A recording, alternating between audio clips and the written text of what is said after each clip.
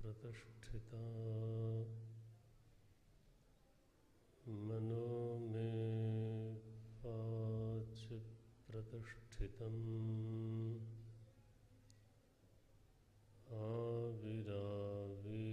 आविराविर्मयेधि वेदस्य मानिस्थः श्रुतं मे मा प्रहासी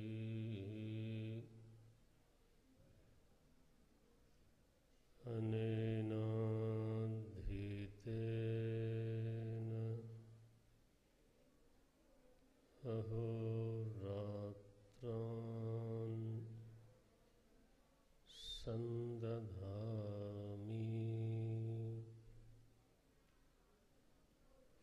श्रुतं वदिष्यामि सत्यं वदिष्यामि तन्माम् अवतु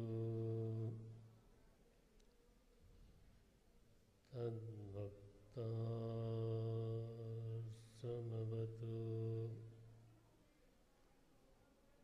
अवतु माम् अवतु वक्तारम्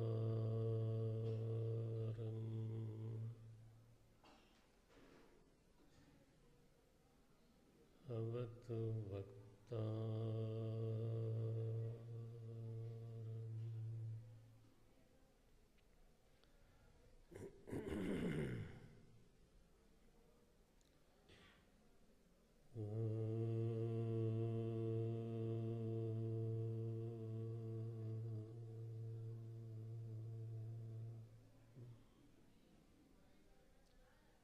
शांति शांति शांति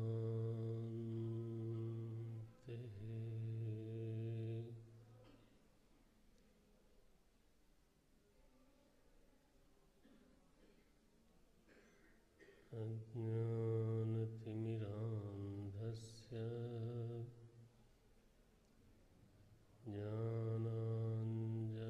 ज्ञानाञ्जनशलाकया चक्षुरुन्मीलितं येन तस्मै श्री गुरवे नमः। तस्मै श्री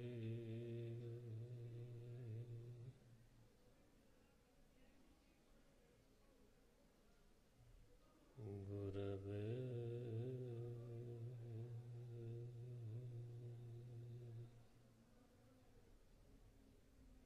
नमः।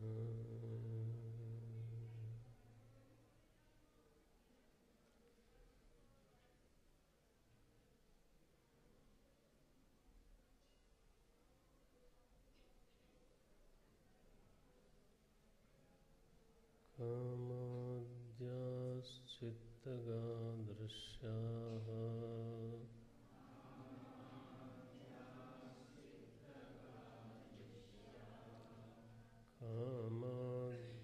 कामाद्याश्चित्तगा दृश्याः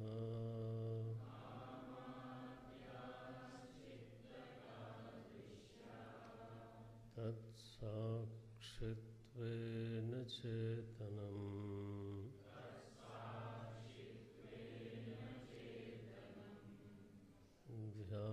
ध्यायेत् दृश्यानुविद्धोऽयम्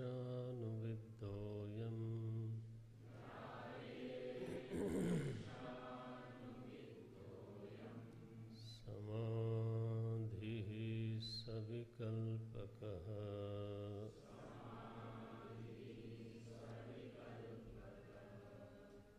असङ्गः सच्चिदानन्दः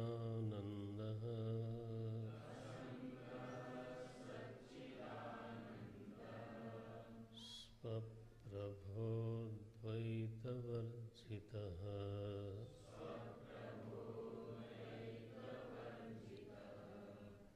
अस्मीति शब्दविद्धोऽयम्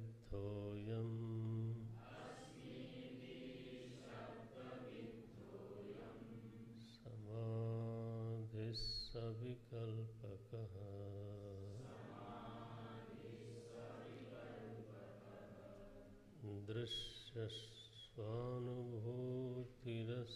दृश्यस्वानुभूतिरसावेशात्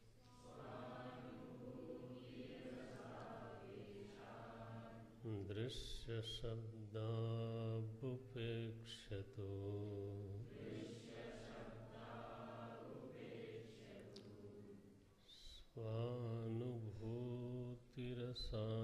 स्वानुभूतिरसावेशात्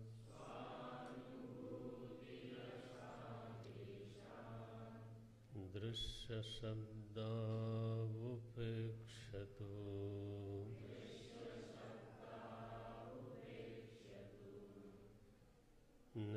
निर्विकल्पः समाधिः स्यात्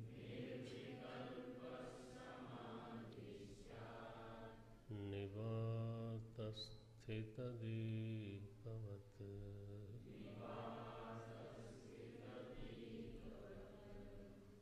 हृदीव बाह्यदेशेऽपि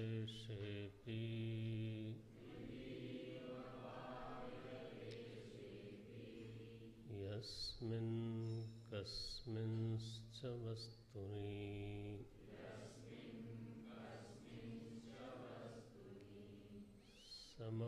समाधिराद्यः सन्मात्रात्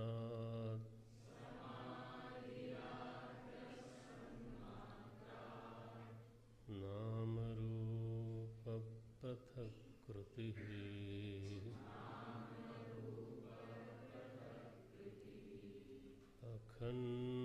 अखण्डैकरसं वस्तु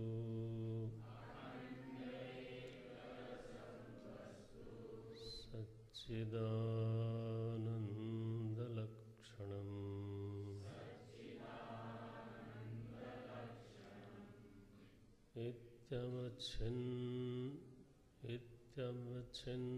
इत्यवच्छिन्नचिन्तेयम्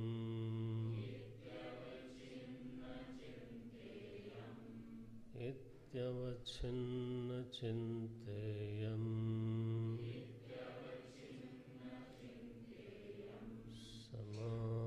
समाधिर्मध्यमो भवेत्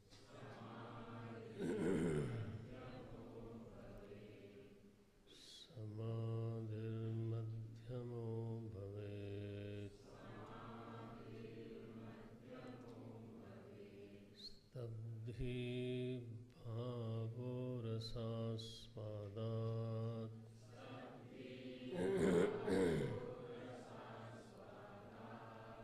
तृतीयः पूर्ववन्मतः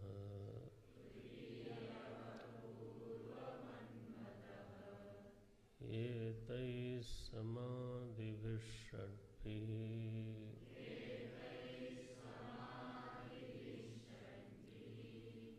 नयेत् कालं निरन्तरम्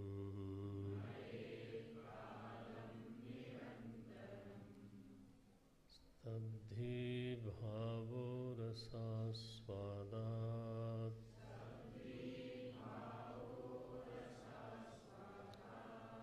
तृतीयः पूर्ववन्मतम्।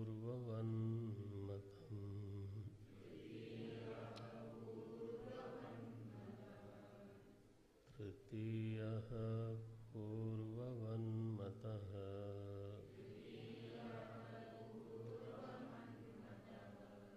एतैः समाधिभिः षड्भिः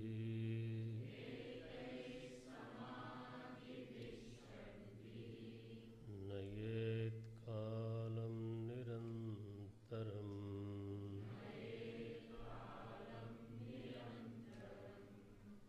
नयेत् कालं निरन्तरम्।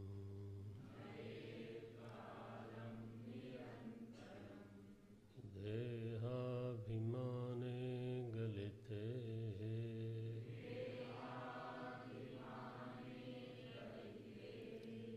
विज्ञाते परमात्मनि।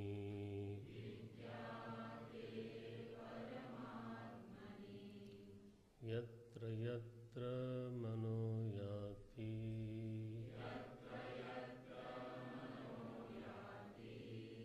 तत्र तत्र समाधयः।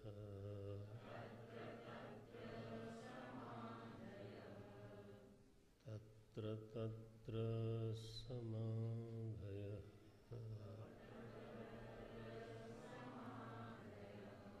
भिद्यते हृदयग्रन्थिः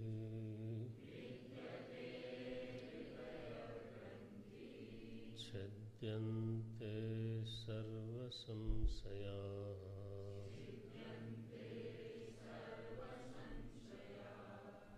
क्षीयन्ते चास्य कर्माणि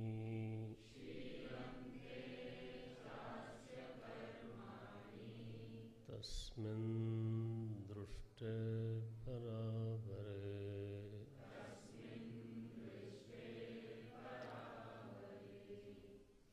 तस्मिन् दृष्टे परावरे।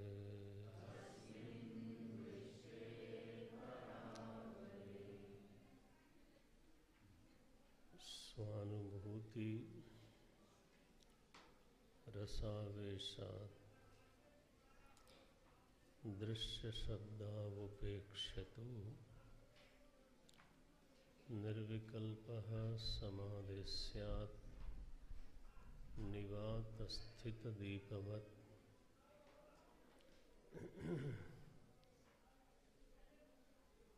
तो एक बात तो बिल्कुल ही स्पष्ट है कि ध्यानाभ्यास एक ऐसी साधना है जहाँ पे रस की अनुभूति होती है। हर साधक को, जो भी अभ्यासी है, उसको रस की अनुभूति अवश्य होती है, क्योंकि ध्यानाभ्यासी को रसानुभूति होती है। इसलिए उस रस को ध्यान रस बोलते हैं। वैसे तो वो आत्मरस ही है, वैसे तो आत्मानंद है, लेकिन ध्यान से उस रस का प्राकट्य होता है। इसलिए आरंभ में उसको ध्यान रस बोलते हैं। मगन ध्यान रस दंड जुग। तो कम से कम यह निश्चित है कि साधना में रसानुभूति होती है। वैसे तो किसी भी साधना में रसानुभूति होती है, जप में भी होती है, पूजा में भी होती है, संयम होती है, आसन में होती है, प्राणायाम में होती है।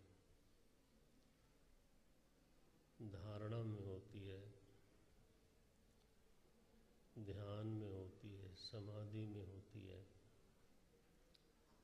श्रवण में होती है, नहीं,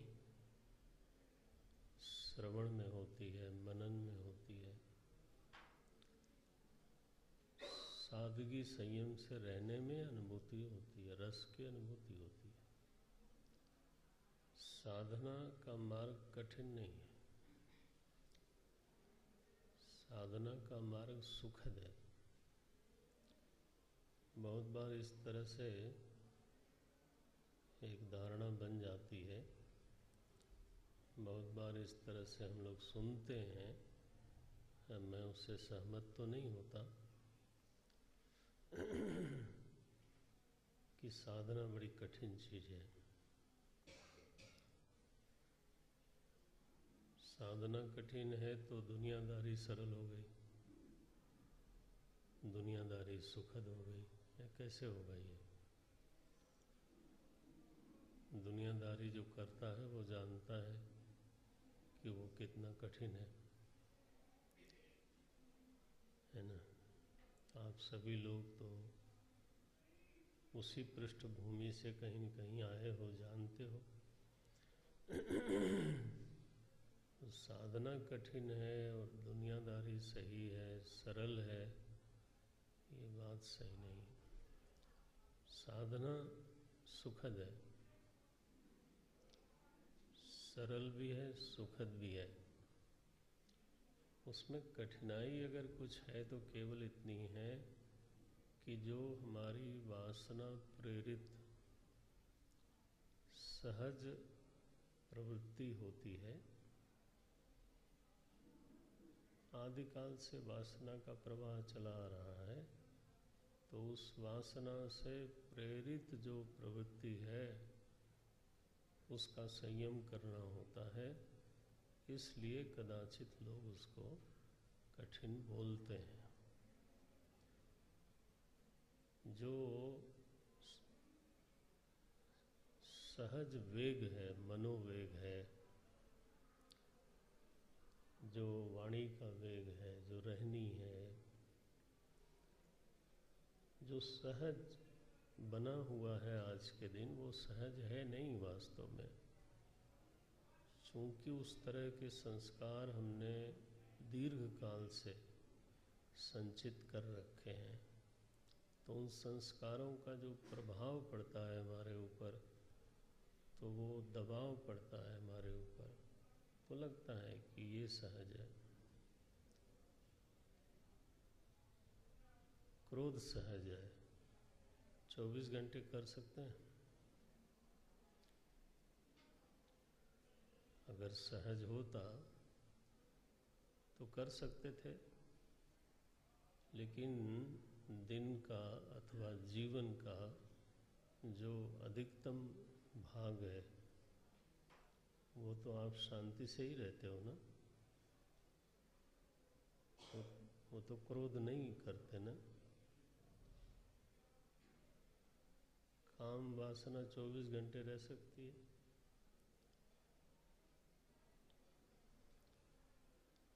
अधिकतर तो आप ब्रह्मचर्य ही रहते हो ना। जिसको हम लोग सहज बोलते हैं, अगर वो सहज होती तो दिन भर होती। ये तो जितने भी विकार हैं, जितने भी मनोवेग हैं, वो नैमित्तिक हैं। अगर वो नैमित्तिक हैं तो स्वाभाविक कैसे हो गए? भाई, एक चीज़ या तो नैमित्तिक होती है या स्वाभाविक होती है। नैमित्तिक माने निमित्त प्राप्त होने पर, तो या तो नैमित्तिक है या फिर स्वाभाविक है। तो इस पर विचार करके देख लें, विवेक करके देख लें, अपने जीवन में परीक्षा करके देख लें कि बिना निमित्त के विकारों की उपस्थिति होती है क्या। जो निमित्त नहीं होता तो उस समय हमारा चित्त कैसा होता है? बिना निमित्त के आपको किसी को दंड देना हो, ऐसा होएगा क्या? दंड देने की जरूरत नहीं है तो क्षमा करने की भी जरूरत नहीं है। तो स्वाभाविक स्थिति तो चित्त की निर्विकारता ही है ना, मानना पड़ेगा।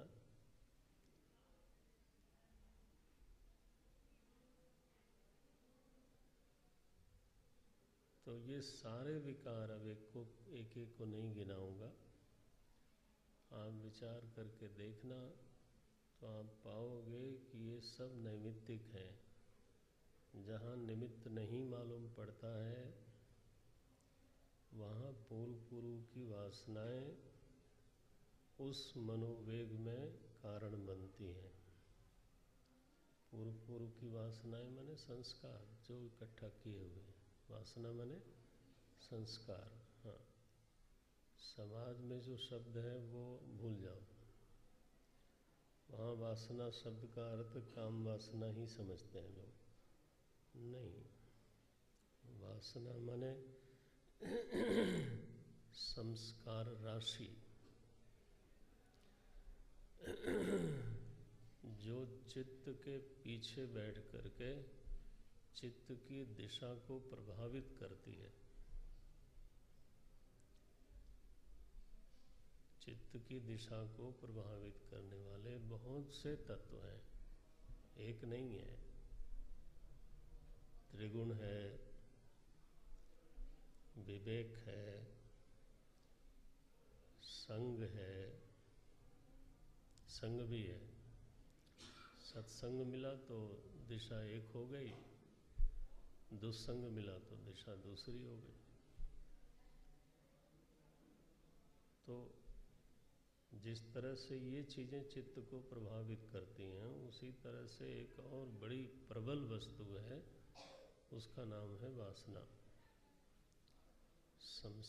पूर्व के संचित संस्कार।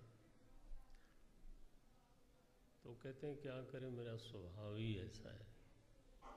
स्वभाव ही ऐसा है माने संस्कार इकट्ठे किए हुए हैं। अब उसके विपरीत संस्कार जब संचित हो जाएंगे तो स्वभाव बदल जाएगा। लोग कहते हैं अब ये वो नहीं रहे, बदल गए, स्वभाव बदल गया। कैसे बदल गया? संस्कार बदल गए, इसलिए बदल गया। तो अभी तो केवल इतना ही कहना है कि जो सांसारिक जीवन कदाचित किसी को ऐसा लगता है कि वो सरल है, स्वाभाविक है। सरल तो नहीं ही है, स्वाभाविक है। ऐसा अगर किसी को लगता है तो उसको विचार करना चाहिए, थोड़ा सा परीक्षा करनी चाहिए। सुखद और सरल और स्वाभाविक जीवन तो साधना का ही है, चाहे वो गृहस्थ आश्रम हो, चाहे ब्रह्मचर्य आश्रम हो, चाहे वानप्रस्थ आश्रम हो, चाहे संन्यास हो। साधना सुखद है। गृहस्थ भी वही सुखी है जो संयम से रहता है, जिसकी वाणी, जिसके मनोविकार सब संयमित हैं। असंयमित जीवन तो सुख का हेतु बनता नहीं। लेकिन फिर उस साधना में भी, उस संयम में भी, जब कोई विशेष साधना करता है, पूजा करता है, जप करता है, आसन करता है, प्राणायाम करता है, प्रत्याहार रखता है, धारणा करता है, ध्यान करता है, तो उसमें विशेष रस की उत्पत्ति होती है, इसमें कोई दो राय नहीं। पूजादिषु अनुरागः, कथादिषु इति गर्गः, भक्ति सूत्र में कहा श्रवण में आनंद है, कथा में।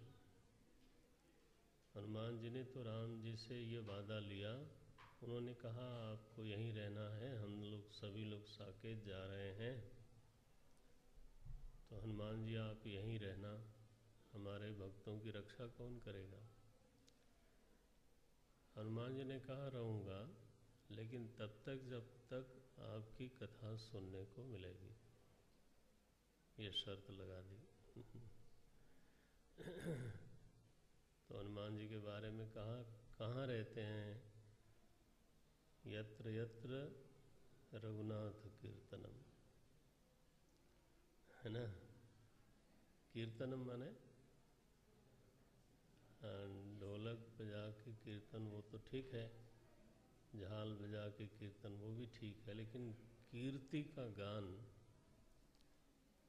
कीर्तनम शब्द का वास्तविक अभिप्राय क्या है, भगवान की कीर्ति का गान। कीर्ति से कीर्तन हुआ ना। नारायण। तो ध्यान में बड़ा रस है, बल्कि इस तरह की जो स्थिति बनती है जीवन में, किसी के भी जीवन में, भगवान ने गीता जी में कहा कि इसको सात्विक सुख बोलते हैं। और विषय का जो सुख है उसको राजसिक सुख कहा उन्होंने। विषयेंद्रिय संयोगात् यत्तदग्रे अमृतोपमं परिणामे विषमिव। ऐसा है, परिणाम में वह सुख विष हो जाता है।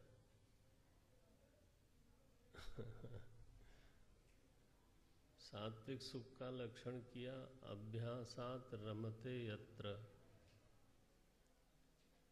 देखो, अभ्यास से रमण उत्पन्न होता है, दुखांतं च निगच्छति, और दुख का अंत होता है। ये बातें जो है भगवान की अपनी वाणी से कही गई हैं। अब वो हमारा चुनाव होगा कि हम राजसिक सुख का आनंद लेना चाहते हैं या सात्विक सुख का आनंद लेना चाहते हैं। ऐसे बोलते हैं। तो ये अभ्यास इसलिए कहा क्योंकि इसमें तुरंत जो है, जैसे विषय का इंद्रिय से संपर्क होते ही एक आनंद आता है, लेकिन यहाँ तुरंत नहीं होता। You have to discover. जो आनंद है वो कवर्ड है, थोड़ा ढका हुआ है, तो उसको डिस्कवर, कवर हटाने में टाइम लगता है। कैसे होता है? अभ्यासात। तो धीरे धीरे जब अभ्यास बढ़ाता है साधक, तो उसकी स्वयं की अनुभूति होती है कि अब तो किए बिना रहा नहीं जाता। एक संध्या करने वाले ब्राह्मण थे और वेदांत का बहुत अच्छा अध्ययन हुआ, तो उनको ये तकलीफ हुई कि अमुक गोत्रोत्पन्नो हम इत्यादि क्या बोलना, मैं तो किसी गोत्र में उत्पन्न नहीं हूँ, मैं तो चेतन मात्र हूँ। अभ्यास बढ़ गया। महाराज जी बता देते, तो उनको कहा उन्होंने महाराज जी से कि महाराज जी ये वाक्य तो गलत है, तो मैं संध्या क्या करूं? बोले छोड़ दो संध्या को, क्या करना है। तो महाराज एक दिन छोड़ दिया, दूसरे दिन वो आए, बोले महाराज जी मुझे तो इतनी अतृप्ति हुई है दिन भर, जैसे मैं भूखा प्यासा बैठा हूँ। इतना संस्कार पड़ा हुआ था संध्या का। 8 वर्ष में यज्ञोपवीत हुआ, 70 वर्ष के पंडित जी हो गए थे। ये होता है अभ्यासात रमते। अभ्यास से रमण की जो सिद्धि होती है, नारायण, किसी भी साधना के किसी भी अभ्यास से रमण होता है। ध्यान के अभ्यास में तो रमण जो है वो क्या कहें, हमारे की कहने की क्या औकात है। ये तो भगवान ही बोल सकते हैं, शास्त्र बोल सकते हैं। भगवान ने कहा गीता में, सुखम आत्यंतिकम यत् तत् बुद्धिग्राह्यम अतीन्द्रियम, ये कहा उन्होंने। ये कोई ऐसे वैसे की वाणी नहीं है, मनुष्य की ही वाणी नहीं है। तो अब इस पर भी अगर किसी को श्रद्धा न होवे तो फिर उसको धन्य है, और अगर इस पर भी उसको प्रेरणा नहीं मिलती है साधना की, ध्यान करने की प्रेरणा नहीं मिलती है, तो फिर जैसा भी है उसका। भगवान बोलते हैं सुखम आत्यंतिकम, आत्यंतिकम सुख तो बहुत है, लेकिन सुख का जो चरमत्व है, सुख का जो परमत्व है, आत्यंतिक जो स्थिति है, वो कब प्रकट होती है, तो भगवान बोलते हैं वहाँ सुखम आत्यंतिकम यत्तत् बुद्धिग्राह्यम, माने मालूम पड़ता है। बोले इंद्रिय में से आया, बोले नहीं, अतीन्द्रियम। भगवान सूचना देते हैं महाराज, एड्रेस लिख के देते हैं कि एक ऐसा भी सुख है जो इंद्रिय से नहीं आता, वो उसका एड्रेस नहीं है, वो इधर है। ये देखो, यत्रो परमते चित्तम निरुद्धम योग सेवया। आगे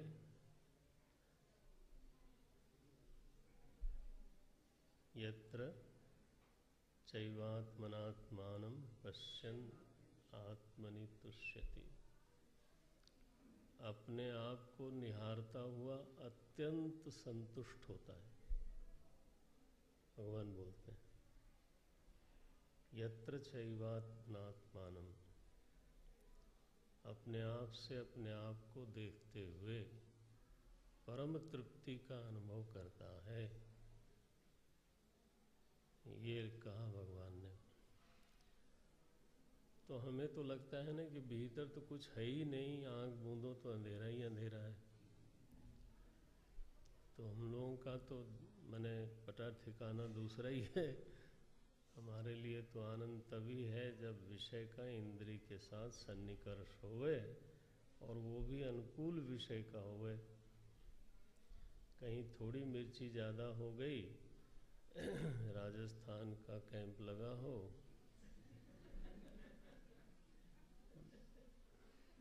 भाई बात अनुभव की करनी चाहिए। तो इस समय आपका सुना है कि अनुभव भी होता है बीच बीच में ऐसा। और सुनील जो है वो मगन है, क्योंकि उनका बचपन से यही अभ्यास है। वो प्रतिकूल विषय उनके लिए तब था जब केरल का कैंप आया था। हमारे ब्रह्मचारिणी लोग तो ये फूल प्रूफ हो जाएंगे धीरे धीरे, क्योंकि कभी राजस्थान, कभी कहीं, कभी कहीं, कभी नारायण।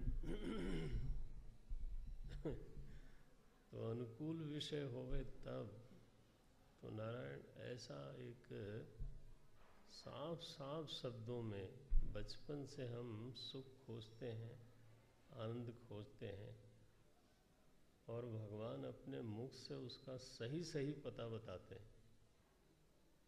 इस रास्ते से चले जाओ तो जो तुम अंगूठा चूसते समय खोज रहे थे, हाँ, उस समय भी वही खोज रहे थे, वो मिल जाएगा। अंगूठा चूसने से नहीं मिलेगा। तो यहाँ लिखा उन्हीं बातों को यहाँ तो शास्त्र में लिखा, स्वानुभूति रसावेशात, ये रस शब्द का उच्चारण किया, माने मन एकाग्र हो गया। ऐसा कहने में कोई मजा थोड़ो है, एकाग्र हो गया तो क्या हो गया, सुनसान बताओ। नीरस एकाग्रता किस काम की? एकाग्रता होवे तो रसमयी होनी चाहिए ना।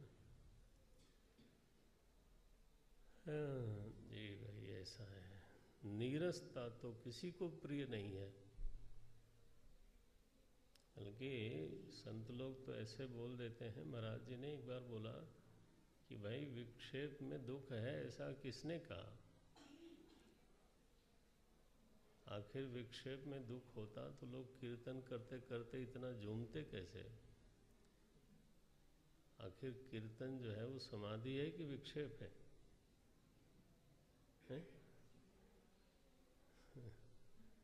ढोलक भी बज रही है, झाल भी बज रही है, हारमोनियम भी बज रही है, गा भी रहे हो, सुन भी रहे हो, हिल भी रहे हो, और कहो तो उठ के नाचने भी लगते हैं लोग। माने वो मंचीय भावुकता नहीं ना, आप समझते हो ना, मंचीय भावुकता। मंच पर जो भावुक होने का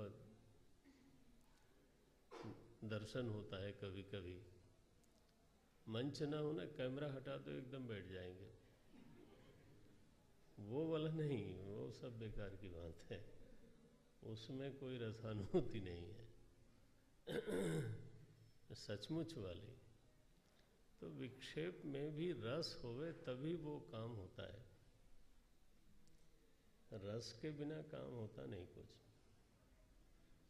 लेकिन भाई रस का जो चरमत्व है वो तो यहाँ बताया गया, गीता जी में कहा गया, यहाँ कहा गया, हर जगह कहा गया। इसलिए इसमें संदेह नहीं हो सकता। ध्यानाभ्यासी को तो रस मिलता ही, लेकिन चरम क्या होता है वो भी वहीं मिलेगा। स्वानुभूति रसावेशात दृश्य शब्दावुपेक्ष्यतु निर्विकल्प समाधि स्यात्। निवात स्थित दीपवत, उस अवस्था को, उस स्थिति को जानने के लिए किसी और प्रमाण की, किसी और ज्ञापक की आवश्यकता नहीं होती, इसलिए दीप शब्द लिखा। जैसे दीप को जानने के लिए नहीं दीपस्य अन्य दीपेच्छा, दीपक को जानने के लिए अन्य दीप की आवश्यकता नहीं होती, ऐसे ही इस निर्विकल्प स्थिति को जानने के लिए किसी और प्रमाण की आवश्यकता नहीं होती। ये तो जो सिद्धि है ना, जो बिल्कुल जो साधना का तीव्र रूप है, वो तो हृदय में ही होना चाहिए, हृदय में होना चाहिए। दृश्यानुविद करें, शब्दानुविद करें, धारणा करें, और ये सब करते करते निर्विकल्प होवे। बहुत अपेक्षा नहीं करनी चाहिए, नहीं तो विघ्न आता है। होवे तो होवे, नहीं तो जो हमें करना है वो हम करते हैं। ऐसे नारायण अब कहते हैं हृदय इव बाह्य देशेपि, जैसे हृदय में अभ्यास किया 3 समाधियों का, वैसे ही बाह्य देश में भी करना चाहिए। बोले महाराज बाह्य देश माने इंद्रियों का व्यवहार करते हुए, बाह्य देश का इतना मतलब है आँख खोल करके चलते फिरते, बात करते, व्यवहार करते, कर्म करते, कर्तव्य कर्म करते हुए बाह्य देशे अपि, बोले महाराज किस वस्तु में करूं? तो बोलते नहीं कि किस वस्तु में करो, बोलते हैं यस्मिन कस्मिंश्च वस्तुनि, वस्तु कोई भी हो, जो वस्तु सामने पड़ जाए उसी में ध्यान कर लो। ये तो महाराज ये जो है ना बहुत प्रौढ़ महात्मा के लिए बात कही जा रही है। हम साधक लोगों के लिए ये है कि विषय जिस पर आप ध्यान करना चाहते हो वो विषय सात्विक होना चाहिए, उत्तेजक न होवे, रजोवर्धक न हो, तामसिक न हो, उससे राग का स्फुरण न हो जाए, द्वेष का स्फुरण न हो जाए। अभ्यास आरंभ में जब अभ्यास करेंगे तो इतनी सामर्थ्य नहीं होती कि हर किसी वस्तु में ध्यान कर लें, ऐसा नहीं होता है। तो यहाँ लिखा यस्मिन कस्मिंश्च वस्तुनि, ये तो सिद्ध पुरुष की स्थिति है, बहुत प्रौढ़ महात्मा की स्थिति है। जो यात्रा में है उसके लिए तो 10वां अध्याय जो भगवान का गीता में है उसका सहारा लेना चाहिए। क्योंकि अर्जुन ने पूछा था वहाँ भगवान से, केषु केषु च भावेषु चिंत्योसि भगवन मया। वो अर्जुन दूसरे नंबर का, उस हम लोगों का प्रतिनिधि है, वो इस महात्मा की बात नहीं करता। बोले वो तो सिद्ध ही होने वाले, उनका क्या। हमारे लिए बताओ प्रभु कि आप किस किस रूप में आपका मैं ध्यान करूं। केषु केषु च भावेषु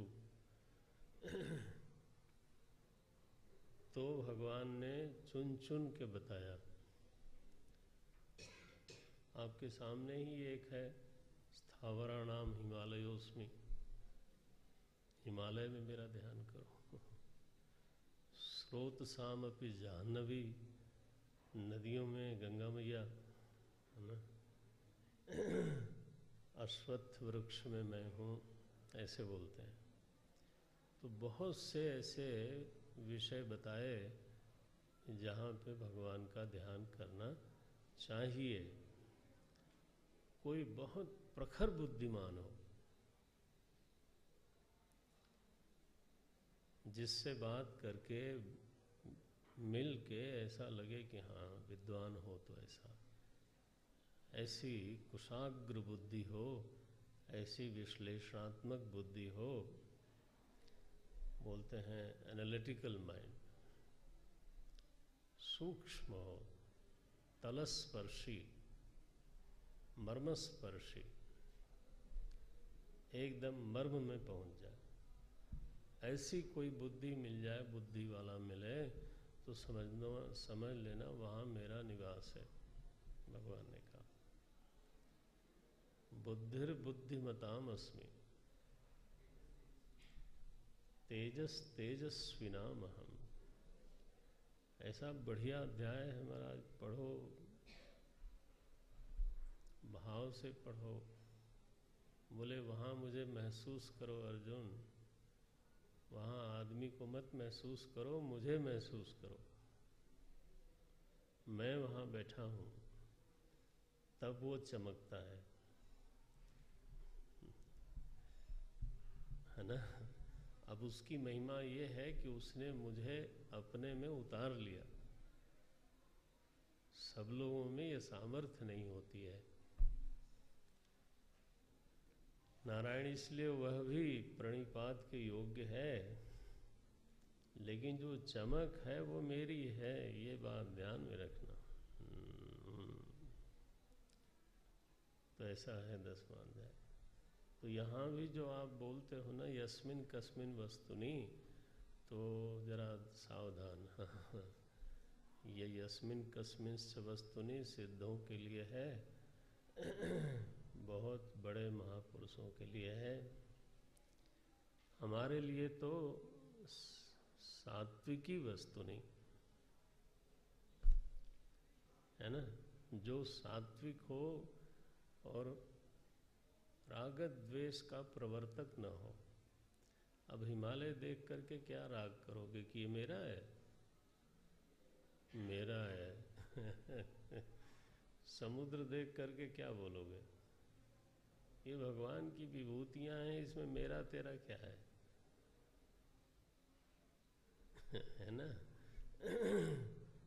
तो वस्तुओं को देखो और दृश्यानुविद्ध समाधि का अभ्यास करो। समाधि ही आद्य, देखो श्लोक क्या है, आद्य माने दृश्यानुविद्ध, जो पहली वाली समाधि है। तो समाधि का अभ्यास करो, कैसे करें? सन्मात्रात नाम रूप पृथक कृति ही, बोले बस ये करो कि दृश्य को तो देख ही रहे हो, दृश्य का सहारा है, उसमें नाम रूप को अलग करके बोलो ये जगत है। पढ़ा था, जगत रूपम ततोद्वयम। तो जब किसी वस्तु को सामने देखते हो तो नाम रूप को अलग हिस्से में डाल के बोलो एक बार, ये रहा जगत। तो अगर मैं तुमको डालूंगा तो नाम रूप तुम्हारा हटाऊंगा, बोलूंगा ये रहा क्या, फिर बोले मैं कहाँ गई फिर, और तुम्हारा जो अस्तित्व है वो जगत नहीं है। सन्मात्रात पृथक कृति ही नाम रूप। देखो क्या लिख रहे हैं, समाधिराद्य सन्मात्रात, अपादाने पंचमी, अलग करने के लिए पंचमी का प्रयोग होता है। सतमात्र से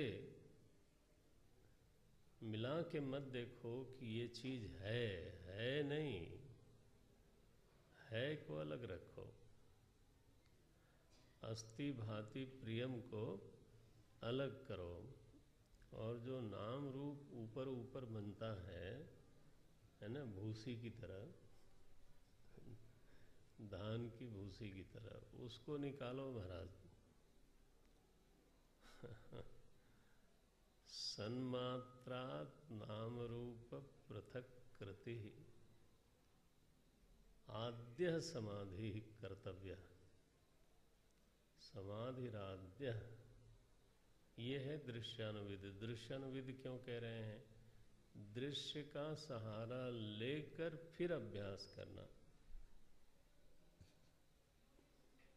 ठीक है ना। कौन सा दास, कौन सा दास है? वैष्णव दास, हाँ वैष्णव दास, ये तो रहा नाम।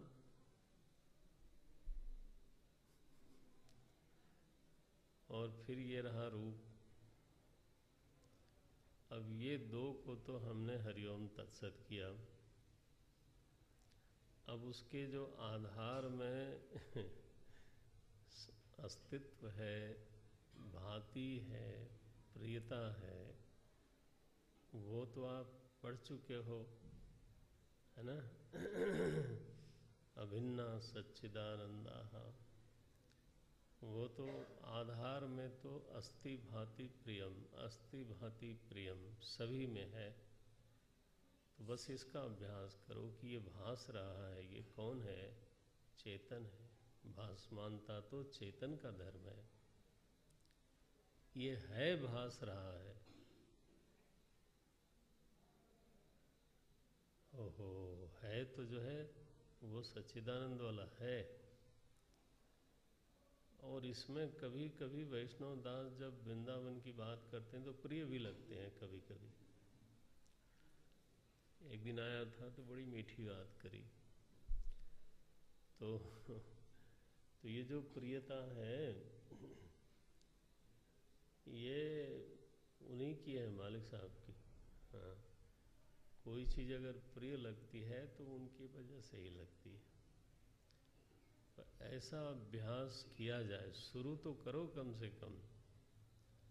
मैंने अभी तो ऐसा पक्का ही अभ्यास पड़ा है कि ये रहा आदमी, वही है, वही भास रहा है और वही प्रिय लग रहा है।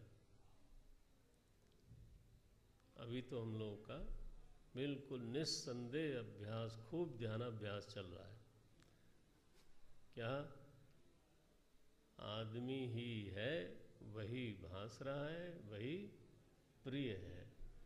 अब थोड़ा थोड़ा शुरू करें कि नहीं, ये है, ये मालिक साहब हैं, भास रहे हैं, ये वो भास रहे हैं। और जो प्रियता मालूम पड़ती है ना इस आदमी में, वो भी उन्हीं से आती है। बस तो ये जो अलगाव की साधना है, साधना क्या बनी? अलगाव की साधना बनी, पृथक कृति। अस्ति भांति प्रिय से पृथक करके नाम रूप को देखने का अभ्यास।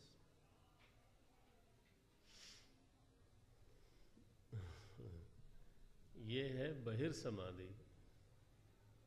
तो आप सोचो, तपोवन जी महाराज जब विचरते होंगे हिमालय में तो किसको देखते होंगे? पहाड़ को, गंगा जी को, वृक्षों को, वनराजी को ये सब देखते हुए हर शय में वही मुस्करा रहा है ना? शय माने चीज, वस्तु। तो जब कोई गा उठता है कि हर शय में वही मुस्करा रहा है, तो वो क्या सोच के गाता होगा ऐसा?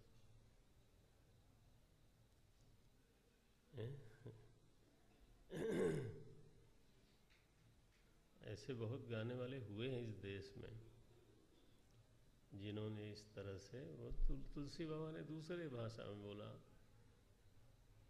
तुलसीदास यह चिद विलास जग। उन्होंने कहा अरे कुछ नहीं, चेतन का विलास है यह जगत। बात तो उन्होंने भी सिया राम में बात तो वही कहनी है, जो सिद्ध है वो यही बात करेगा। नानक जी ने कहा, सब मह रम रहिया प्रभु एकै, पेख पेख नानक बिगसाई। ये नानक जी का भी वही है, सब मह रम रहिया प्रभु एकै।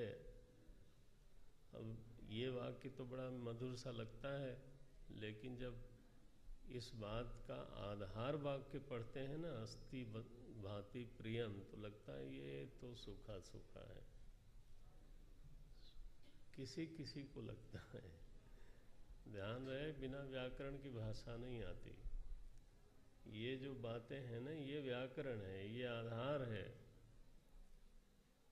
इस सत्य का साक्षात करने के लिए कि मालिक साहब ही रम रहे हैं। मालिक साहब माने अस्ति भांति प्रियम। मालिक साहब माने गोरे काले नहीं, राम सच्चिदानंद दिनेशा, नहीं तह मोह निशा लवलेशा। पता नहीं चौपाइयाँ तुम लोगों को आती नहीं यार, बहुत सारे तो हिंदी क्षेत्र से ही आए हैं, निखट्टू। हाँ, मैंने अरे चौपाई आदि पूरी कर देनी चाहिए।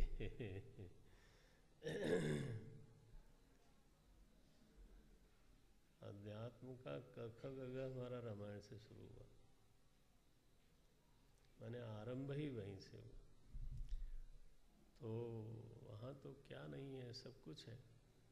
बस ये जरूर है कि दृष्टि तब तक नहीं मिलती जब तक वेदांत न पढ़ा हो, तब तक कथा है, ठीक है। तो सन्मात्रात् पृथक कृति ही नाम रूप समाधि ही आद्य, ये दृश्यानुविद्ध समाधि करो।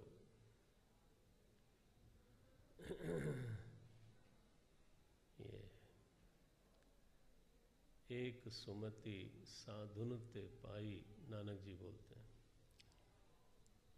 बिसरी गई सब तात पराई, उनका पद क्या है? बिसरी गई सब तात पराई। ये जो परकीयता है, परायापन है, वो रही नहीं। मैं सोचता हूँ इस भूमि ने, इस पवित्र भारत भूमि ने कैसे कैसे लोगों को जन्म दिया। ये परायापन तो जाता नहीं ना। अरे नहीं, उनको मत बुलाना। अपना परायापन, तुलसी बाबा ने कहा इसको माया बोलते हैं। मैं अरु मोर तोर तय माया, ये माया है। नानक बाबा ने कहा बिसरी गई सब तात पराई। मैं सोचता हूँ क्या उनका अनुभव होता होगा। परायापन बीतने के लिए अपनापन जाना चाहिए। अगर परिच्छिन्न में अपनापन है तो फिर अन्य में परायापन जरूर होगा। ये मामला दोनों एक ही साथ जाएंगे तो जाएंगे।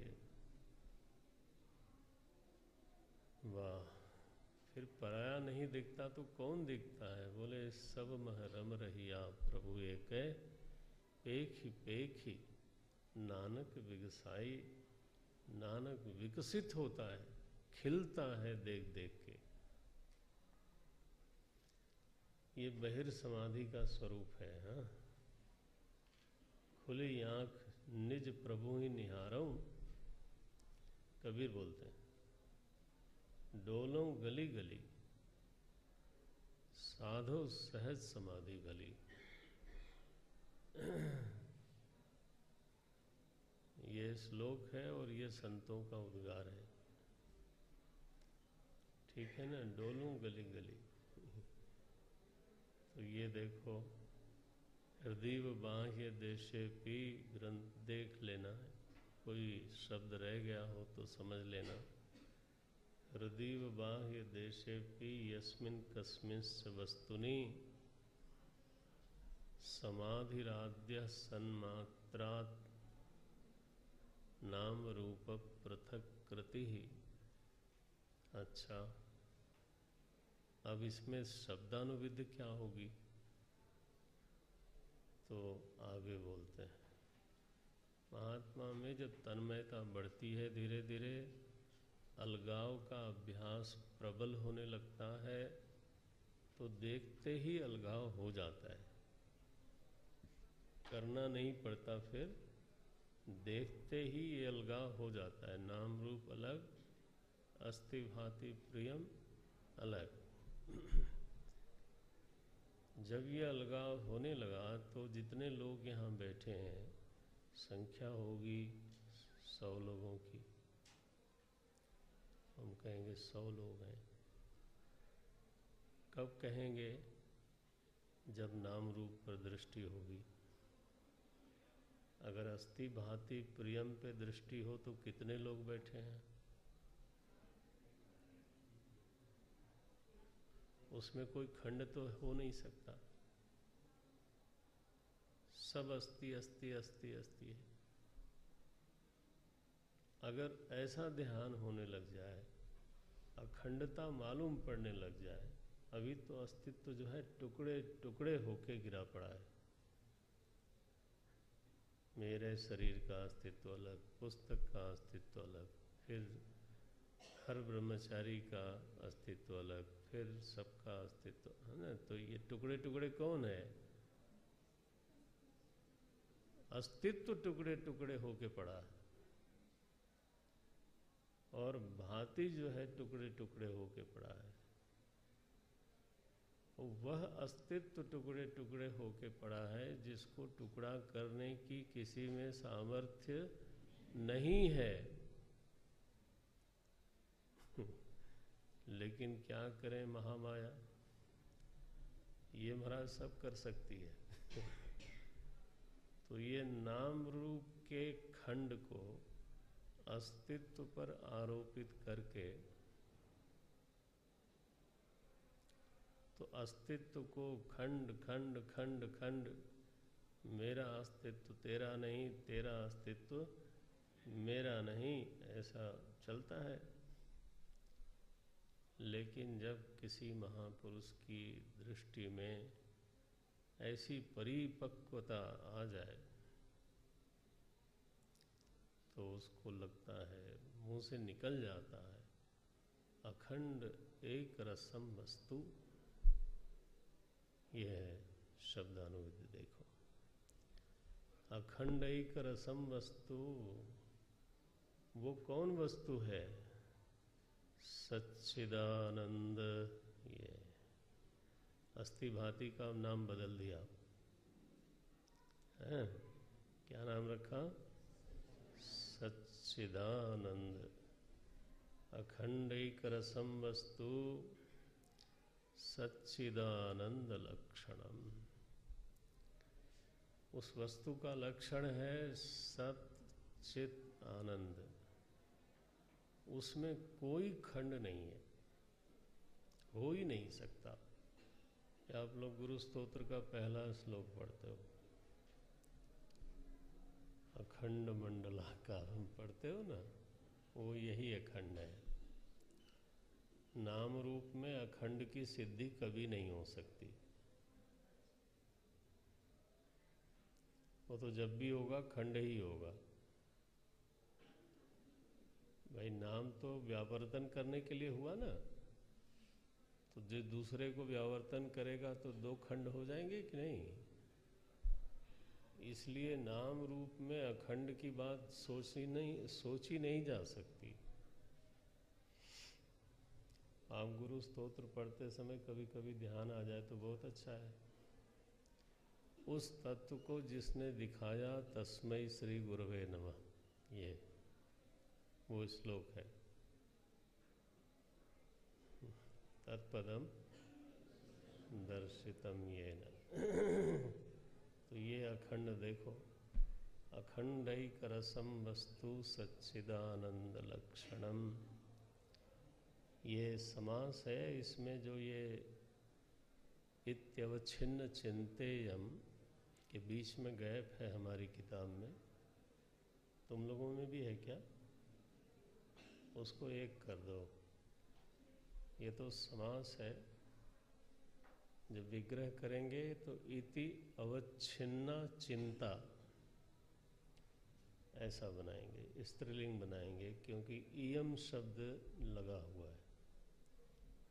इयम शब्द लगा है, इयम चिंता ऐसा अर्थ है। शब्दों को ठीक से समझते जाना, बाकी जो मर्म है वो तो फिर मेहनत करनी पड़ेगी।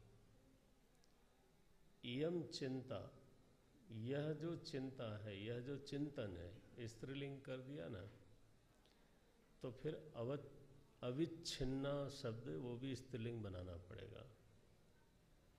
तो इति अविच्छिन्ना चिंता इयम ऐसा शब्द बनाएंगे। समास में विभक्ति का लोप होता है, बीच में विभक्ति नहीं डाली जाती, इसलिए अवच्छिन्न शब्द तो लिखा, लेकिन हमारे यहाँ प्रकाशन में उन्होंने इसको बीच में गैप डाल दिया, तो कई बच्चों को, जो विद्यार्थी वृत्ति के लोग हैं, उनको आएगा कि ये क्या है, इसमें कोई विभक्ति नहीं लगी, और अलग भी कर दिया। अलग करना है तो तुम अपने से मन में अलग करोगे। इयम चिंता अविच्छिन्ना। शब्दानुविद समाधि किसकी प्राप्ति का अभिप्राय है कि चिंतन रुका रहे, पढ़ा है ना शब्दानुवेद में, टिका रहे, बार बार स्खलित न हो, इसलिए यहाँ शब्दानुवेद का लक्षण किया। इति अविच्छिन्ना चिंता, छिन्न भिन्न चिंता नहीं, वह चिंता नहीं जो बार बार विच्छिन्न हो जाती है। अगर वो विच्छिन्न हो रही है, हाँ, तो दृश्यानुविद है। जब कुछ देर के लिए अविच्छिन्न चिंता हो जाए, अविरल धारा बने लगे इस विचार की कि यहाँ तो और कोई चीज है ही नहीं, एक अखंड एक रस। यह भी नहीं है कि पापी का अस्तित्व दूसरे रस का है और पुण्यात्मा का अस्तित्व दूसरे रस का, ना, एक रस, अखंडैक रसम वस्तु सच्चिदानंद लक्षणम इति अविच्छिन्ना चिंता इयं समाधि मध्यमो भवेत्। मध्यमो माने शब्दानुविद। पहली थी दृश्यानुविद, दूसरी थी शब्दानुविद, और तीसरी जो अंतिम है वो निर्विकल्प। ये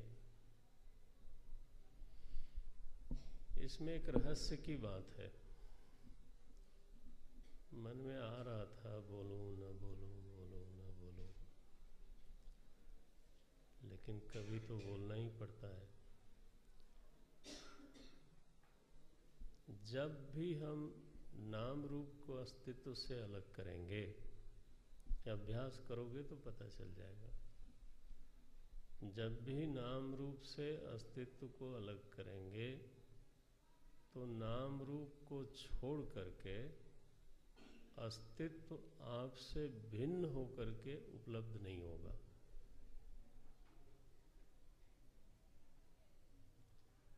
फिर से बोल देता हूँ, मैंने पढ़ा रहेगा आपकी कॉपी में, लेकिन समझ लेते लो तो मैंने बहुत अच्छा है। नाम रूप से जैसे ही अस्तित्व को पृथक करेंगे तो अस्तित्व की उपलब्धि अपने से भिन्न होकर के नहीं हो सकती। क्या होगा? अस्तित्व आपके अस्तित्व से अभिन्न हो जाएगा। मैंने उल्टा करके बोल रहा हूँ, कोशिश करो समझने की। माने अस्तित्व में भिन्नता की उपलब्धि नाम रूप के कारण है।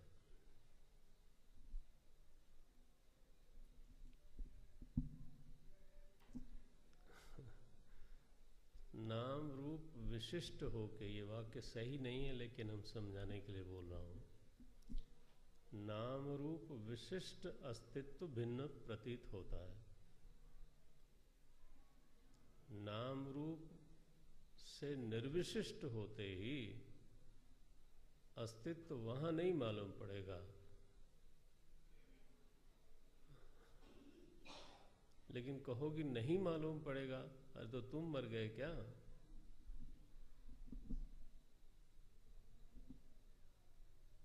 तुम्हें स्व का अस्तित्व तो मालूम पड़ ही रहा है ना। तो वहां जो अस्तित्व मालूम पड़ रहा था, देश में, काल में, पर वस्तु में, पर काल में, पर देश में, वो नाम रूप हटते ही पर देश, पर काल, पर वस्तु हट गई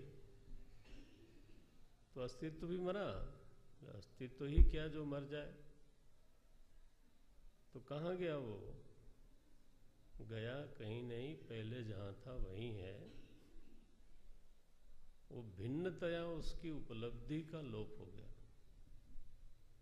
अब निजतया उपलब्धि होती है।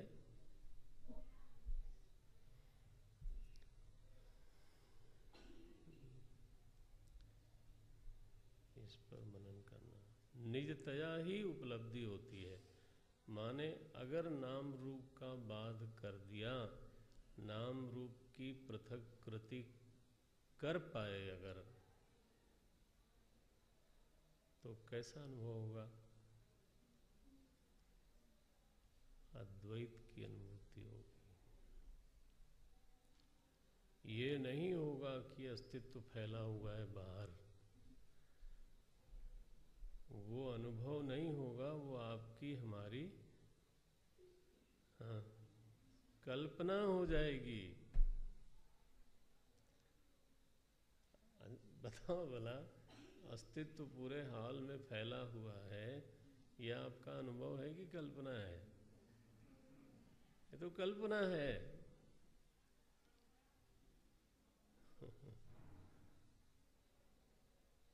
नाम रूप रहित अस्तित्व की भिन्नता एक बड़ा भ्रम है।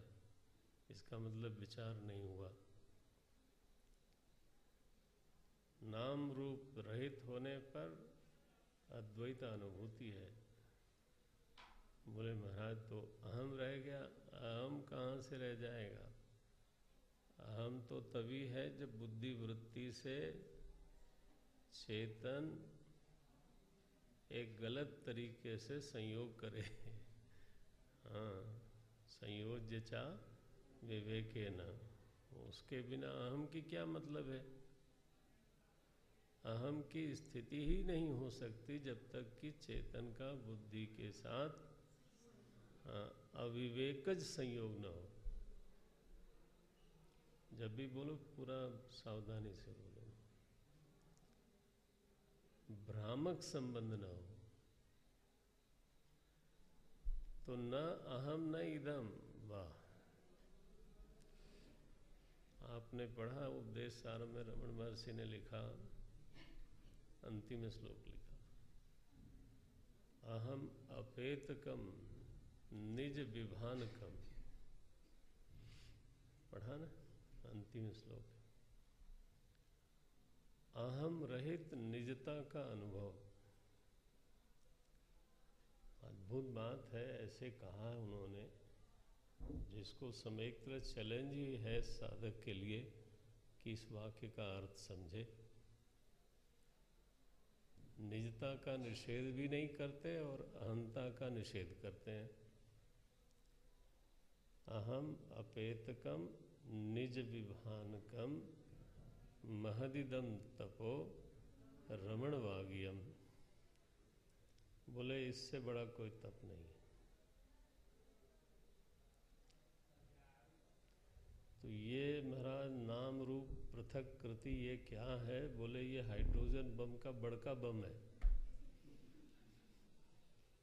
हाँ, वहाँ से तो पता नहीं कितने लोग मरेंगे, यहाँ तो सारे के सारे ही गए। कुछ बचा ही नहीं, पंचभूत भी नहीं बचे।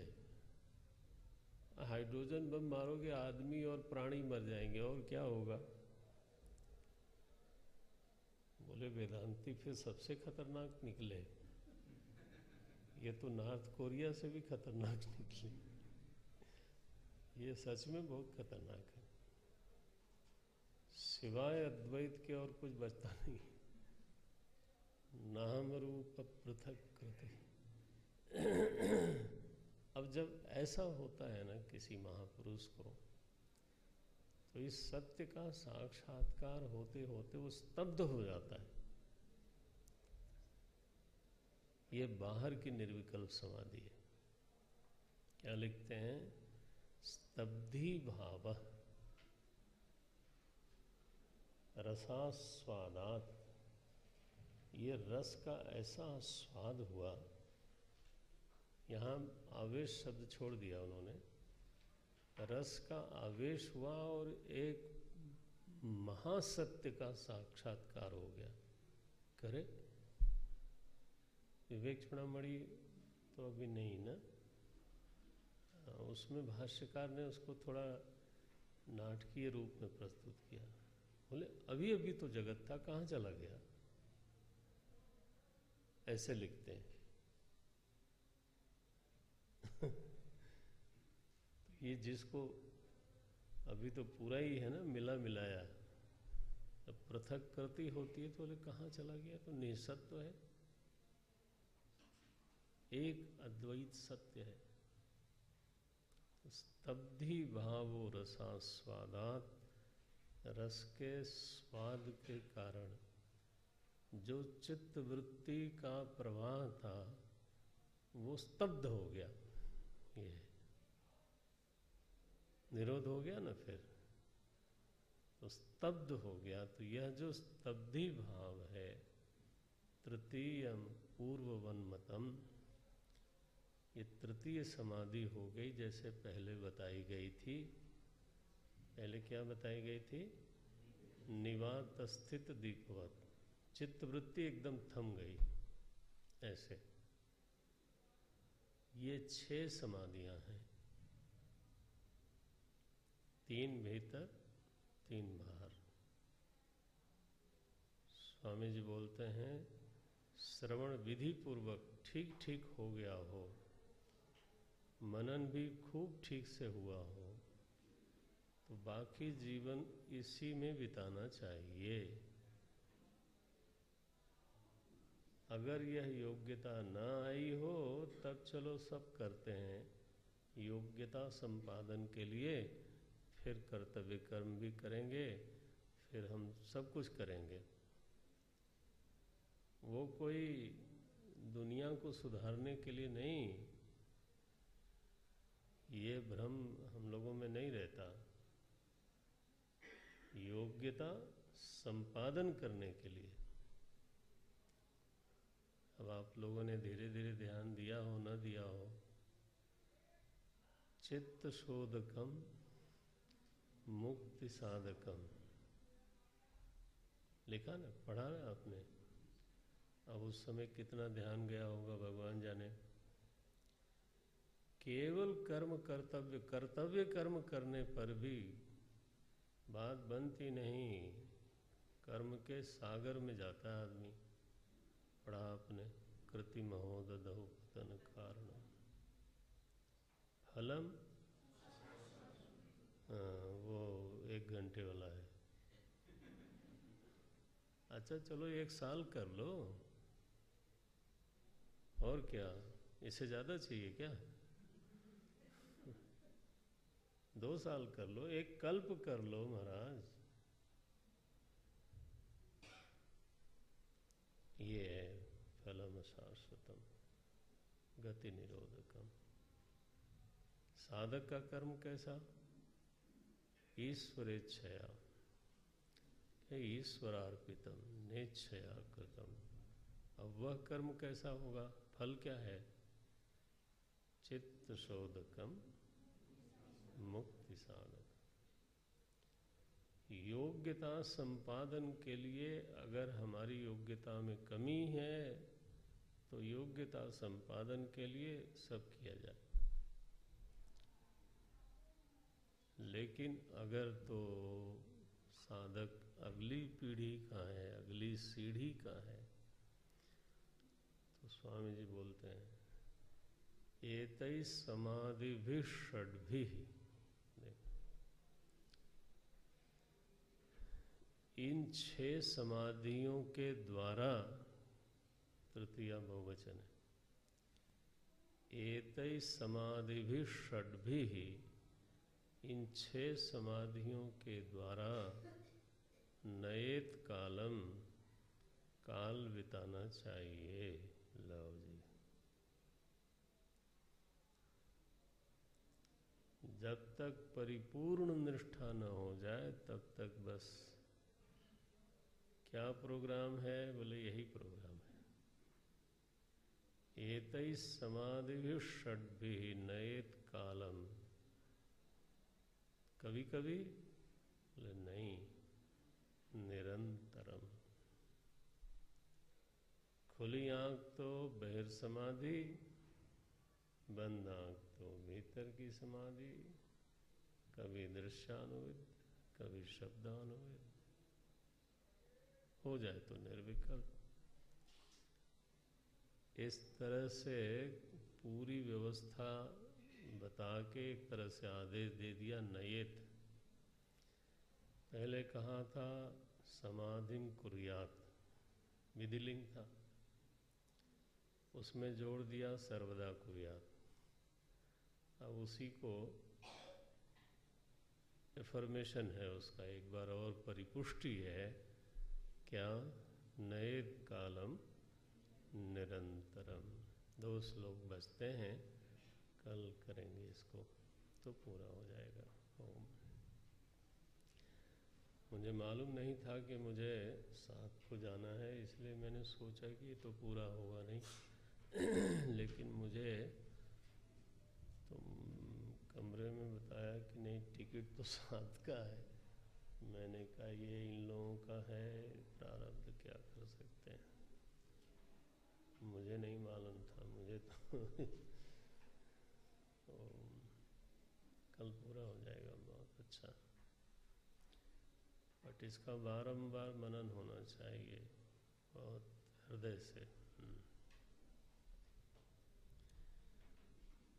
ओम पूर्णमदः पूर्णमिदं पूर्णात् पूर्णमुदच्यते पूर्णस्य पूर्णमादाय पूर्णमेवावशिष्यते। ओम शांति शांति शांति। हरि ओम श्री गुरुभ्यो नमः। हरि